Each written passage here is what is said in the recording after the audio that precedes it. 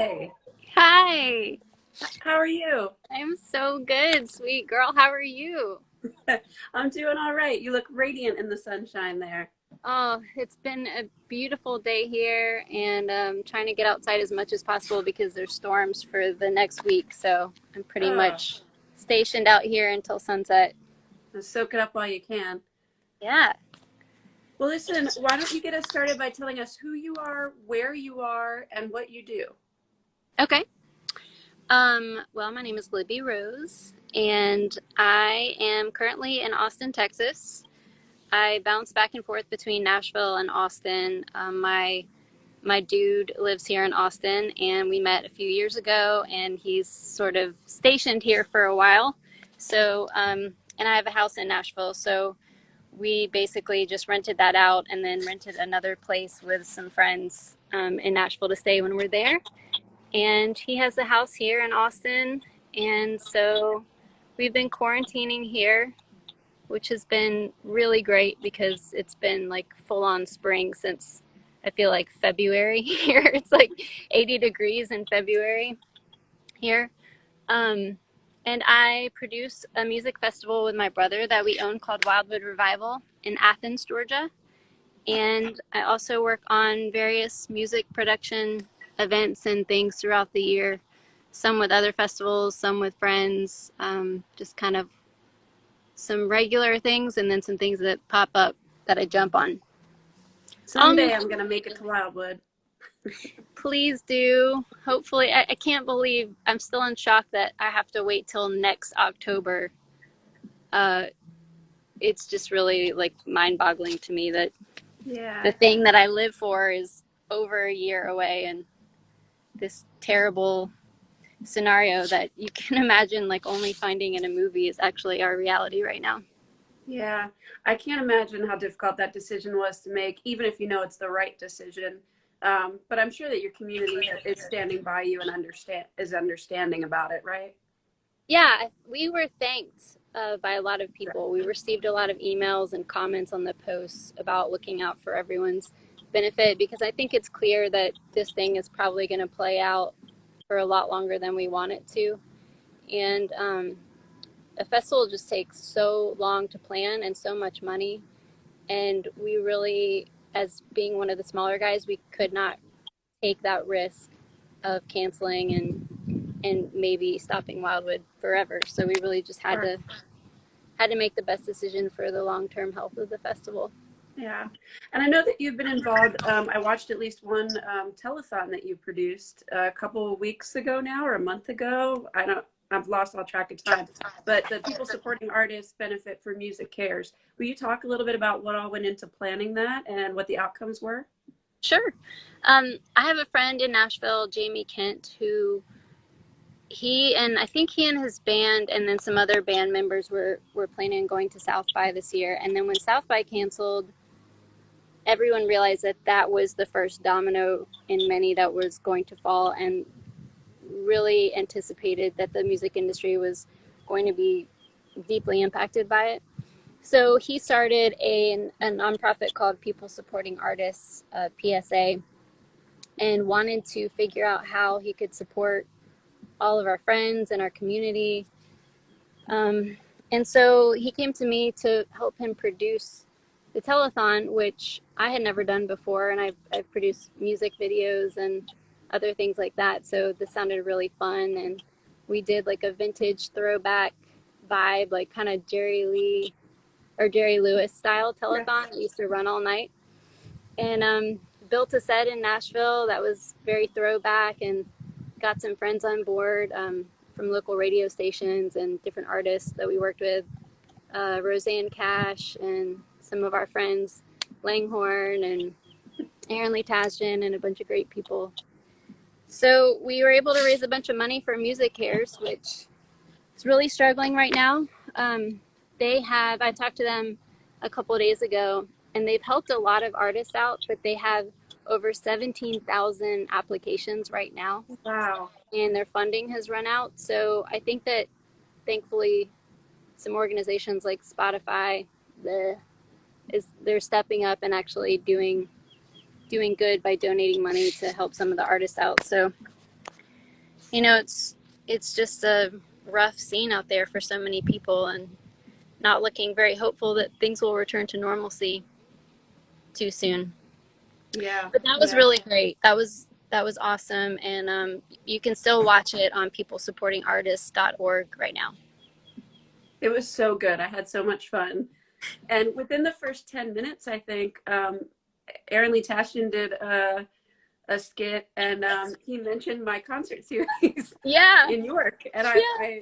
I jumped up and cheered, even though I'm in the house by myself. That was a really fun thing. But the whole thing was really good and really I thought really well done. I really it was one of the highlights of this whole time for me. Thank you. It was a really great group of people. Curtis Wayne Millard was the director and sort of the creative genius behind the whole idea.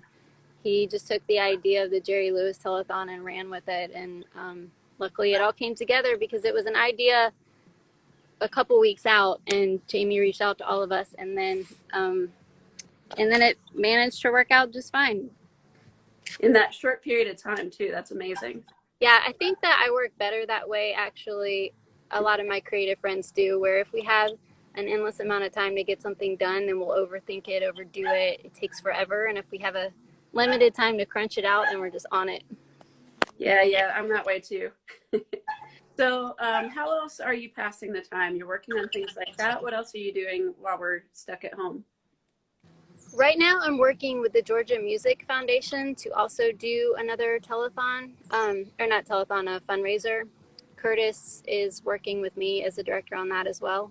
And they do this annual event at the Ryman every year that's really cool. I'm not really sure why they do it at the Ryman when it's a Georgia event, but I went to it last year and got to meet Otis Redding's daughter, Carla Redding, and completely, fanned out and like got really weepy about it. And Otis Redding's one of my all-time favorite Me too. musicians. So she sits on the board along with a friend, George Fontaine, with New West Records. And so they pulled me on to produce another fundraiser for them and do it virtually. Yes, ma'am. I knew it was in here somewhere. I Sorry. listen to it regularly. So we're working on doing a virtual version of that, which gets announced next week, I believe, and airs May 27th. And that'll be at Capricorn Studios in Georgia, which is really cool. It's where the Allman Brothers recorded and a bunch of amazing artists. So, Well, that's exciting. yeah. And not announced yet. This is the big scoop. Mm-hmm.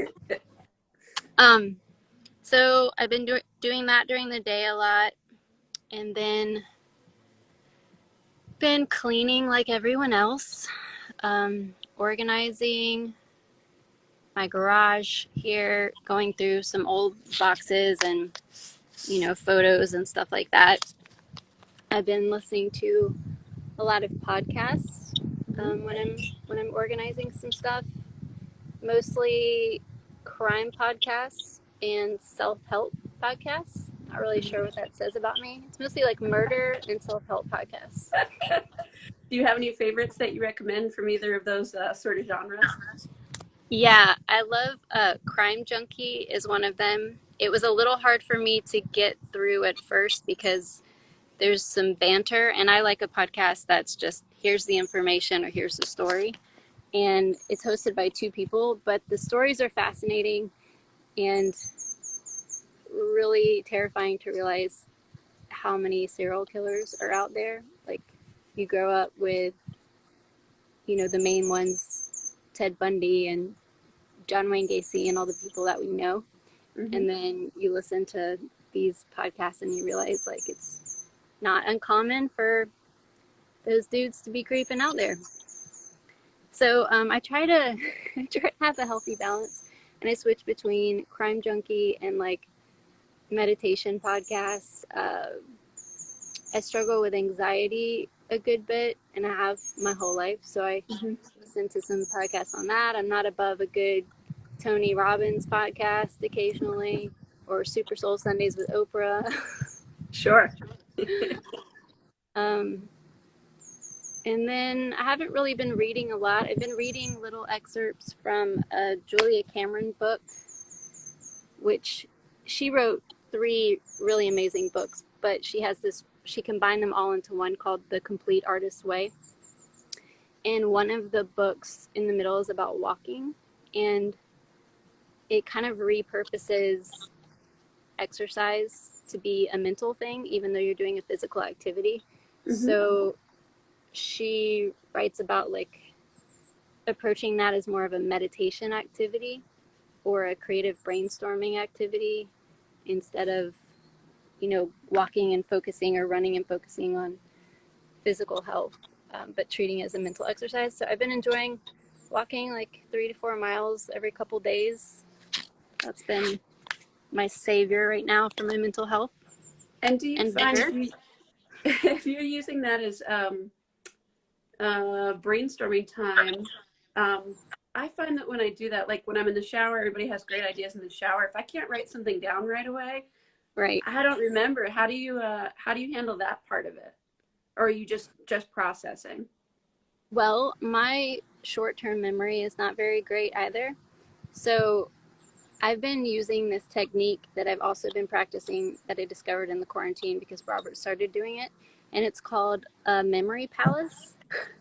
Have you heard of this before? I don't think so. Okay.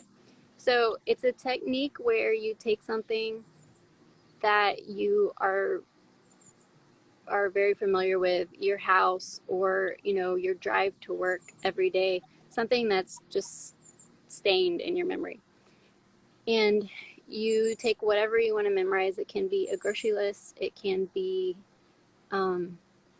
Robert was memorizing Grammy winners since its inception. I'm memorizing the presidents and their firsts, like some of the firsts for each presidential term. And even ideas in the shower or on a walk, and then you start to associate things with them visually with different parts of your house. So I use my house in Nashville, and I put like a person at the mailbox and at the tree in the front yard and on the porch swing, and then you give them these wild associations or like visual connections, and then it's so easy to remember. So memory palace, check it out. The human brain is fascinating because on the surface, I think, well, now I have 2 things to remember, John Adams and the mailbox. Right. And how it's worked for me is like George Washington was the first president to be on a postage stamp. So I imagine that my mailbox is a postage stamp and he's standing there. And then John Adams is the first president to actually live in the White House. So I imagine him behind the willow tree in my front yard with the White House, like on the lawn. And then Thomas Jefferson, author of Declaration of Independence, during his presidency, he completed the Louisiana Purchase. And so he bought, it was 827,000 square miles from the Mississippi to the Rockies for $15 million. So he doubled the size of the United States at the time. But I envision him sitting on a swing and eating a bowl of like crawfish stew or gumbo relating to Louisiana. So then that's how I remember the Louisiana Purchase connection. So it's about building all these associations. Yeah. And that makes a lot of sense for me when it comes to memory. I mean, I can tell you anything about a song when it comes on the radio. If it's something that came out during a certain year, I'll remember it because of where I was when I would listen to it or who I was hanging around with. And then I've tied all that. So that makes sense. That's cool. I might have to give that a go. Have you gotten to listen to much music during all of this? Honestly, I haven't. I sometimes find music to be, well, I've never been in a position like this where my whole industry has collapsed like this and everyone's, in a really difficult way. But sometimes if I get too stressed or anxious, a lot of music will be overstimulating for me. Mm-hmm. So sometimes I have to listen to things that are just background, like old reggae records, like Jimmy Cliff and old reggae stuff, or I really like calypso from Trinidad and Tobago. calypso music from the 50s and 60s and 70s. So like Harry Belafonte and the Mighty Sparrow and stuff like that that I can hear and it's relaxing, but I don't stop and think about every lyric and the way that the song's written. Sure. And most of that is pretty upbeat, feel good kind of stuff, even if the subject matter of it isn't. It makes you feel good. Yeah, I went through this point in my life years ago that was really challenging, where I had something going on that was just very, very challenging for me to get through. And for some reason, I could only listen to reggae for about 6 weeks because I got up and it was like winter outside and I put some old reggae, classic reggae stuff on, and it was like the only thing that could just I could listen to that wasn't really depressing to me. So I've revisited that tool in my toolbox. Yeah. Well, that's more associations, right? Mm-hmm. Associated with making you feel better. Yeah. How are Um, you doing with everything? I'm doing okay. My son's birthday was this week and Mother's Day is today, so it's been a little rough this week to not be with him. He does stop by every couple times a week to yell across the driveway at me, but it's not the same as getting to hug him. I haven't hugged him in a really long time. I can't But imagine what that's like.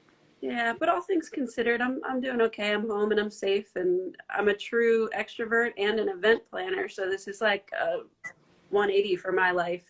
Right. Um, and I was worried at the beginning that if this dragged on too long, I was going to have a really hard time. But I'm doing okay by myself. I mean, we have all these ways of communicating, and Thank this is how I God. spend every Sunday. So this has been really good.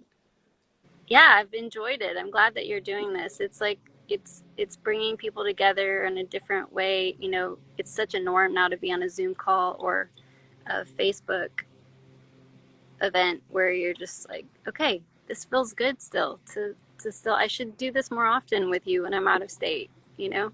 Hmm. Well, I really appreciate you taking the time to do it. To wrap things up, can you tell us where people can go to find more information about the things you're involved in, either the things you're doing now because of the circumstances, or moving on beyond that, the things that you do when we can gather together? Yeah. Well, keep an eye out with the Georgia Music Foundation for that announcement. You know, with all the festivals canceling and with the venues shutting down shows, I think the best thing everyone can do is try to stay safe and follow the rules and socially distance and don't take any of that for granted so that we can get things cranking as soon as possible and resume our lives and resume our livelihoods. Um, Wildwood will be next October, so please come out to that. And I think that will be a hell of a year for everyone to get out and be able to do something that maybe we took for granted a little bit before. And then, you know, I think everyone's really strapped for cash right now.